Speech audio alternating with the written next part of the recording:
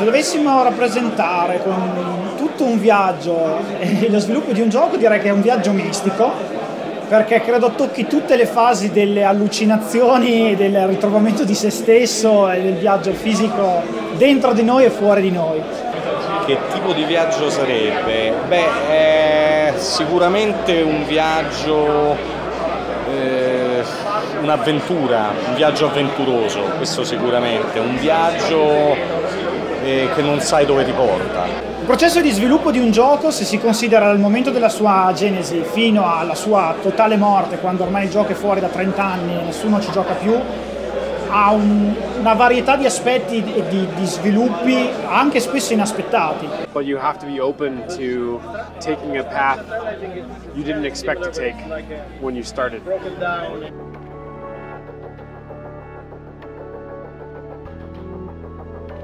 Prendi e parti magari su un'utilitaria scassata pensando di arrivare poco lontano, invece poi per qualche motivo ti trovi su un treno che viaggia a 300 all'ora e ti trovi dall'altra parte del mondo.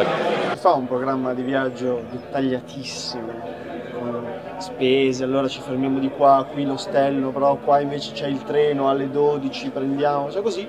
E poi si scopre piano piano che niente funziona, si perde le borse, e poi si arriva in un posto sostanzialmente molto diverso, in cui forse si fa anche un'esperienza diversa da quella che ci ha fatto partire all'inizio.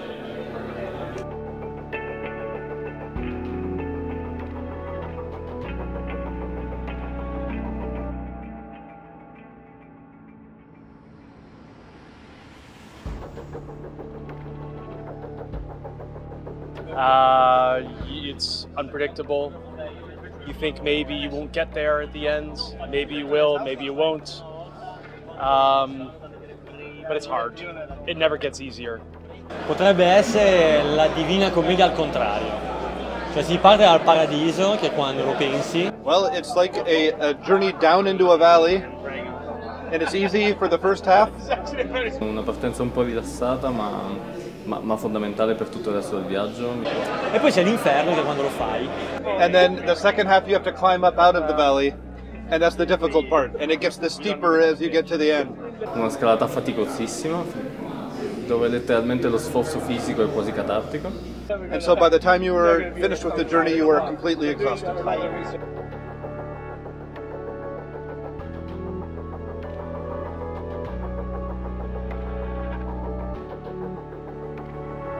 Riesco a partorire tutte le idee, le metto su carta, le creo un prototipo e in un breve tempo riesco a vedere tutto, però poi questo prodotto deve essere commercializzato. Quindi tutte queste cose che piacciono e che magari fanno funzionare il gioco devono poi funzionare alla perfezione. Praticamente quando lo sviluppi ti penti di tutte le idee che hai avuto prima fondamentalmente. Poi c'è il processo di vendita, quindi c'è anche tutto il lato, specie se lo sviluppatore è autonomo, di interazione con il venditore, che in questo caso potrebbe essere il negozio, come potrebbe essere Steam. Tutti questi aspetti non hanno un tubo a che fare con il gioco, perché se io penso ai numeri che stanno dietro al danno che fa la mia spada magica in Doom and Destiny, non sto certo pensando a quanto mi chiederà il commercialista di detrazione dell'IVA per lo store della Cina, che non hanno le carte di credito, quindi è tutto un ambiente completamente diverso.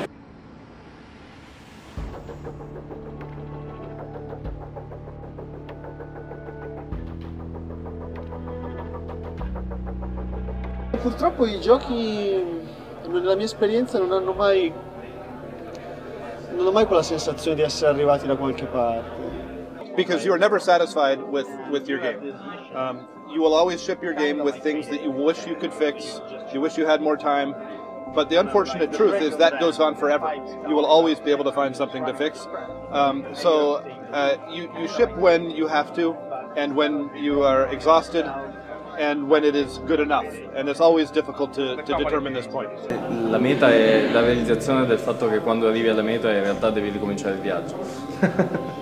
Perché necessariamente no, tu pubblichi un gioco ma lo pubblichi su svariate piattaforme, devi supportarlo, devi aggiungere contenuto, devi continuare a lavorarci e quello che ci aspettiamo tutti in realtà è l'esatto contrario, no? e tu hai finito il tuo lavoro e adesso puoi rilassarti un attimo, puoi farlo ma per davvero poco tempo. È difficile, perché dire che il momento più importante del viaggio è quando esce il gioco è riduttivo, perché sembra che poi dopo sia una noia e non è così sicuramente.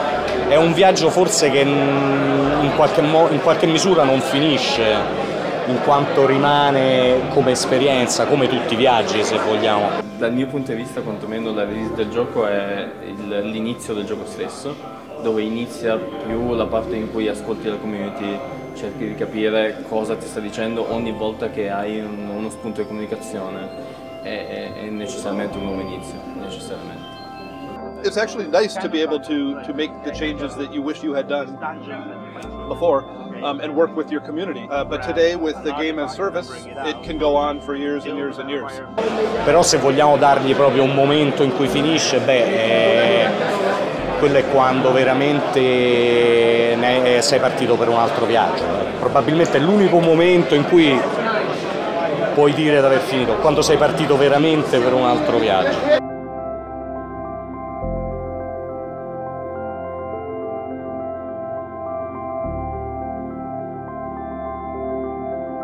La metafora con il viaggio mi piace tantissimo, anche perché credo ci siano delle forti similitudini in ogni aspetto, no?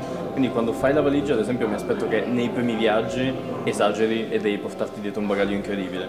E poi mano a mano che continui a reiterare cosa portarti in viaggio, continui a capire che meno roba hai, ma più focalizzata ti aiuta, perché hai meno peso da portare, sono strumenti che utilizzerai e così via, no?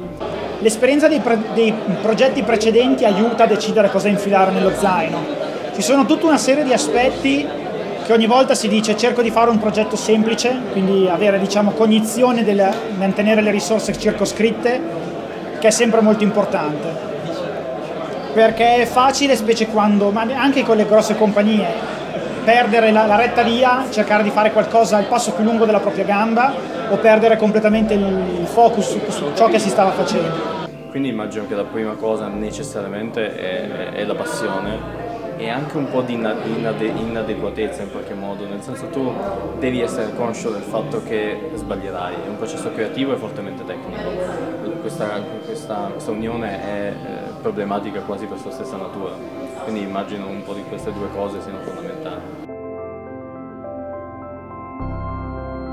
Allora, se fossimo gente seria bisognerebbe mettere tanta professionalità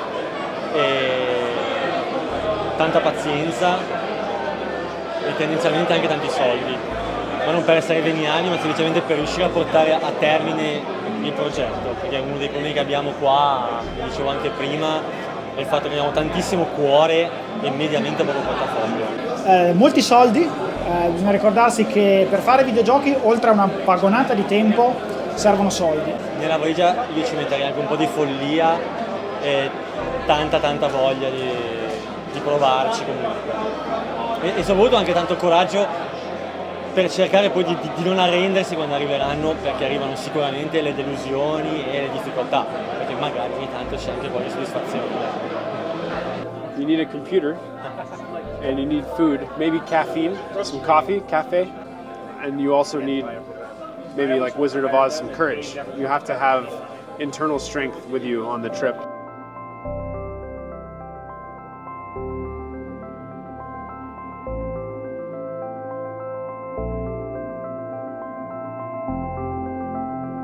I think the end of the journey for most people is you feel like you've expressed something unique and exciting, and that you've found other people who can appreciate what you've done. Just to make something wonderful and to see people play it, really. And it's, even if they don't play it, to make something wonderful it's its own reward. So you want to, for me, it's about, you want to collaborate with people and make something better than you could possibly imagine. That's the reward.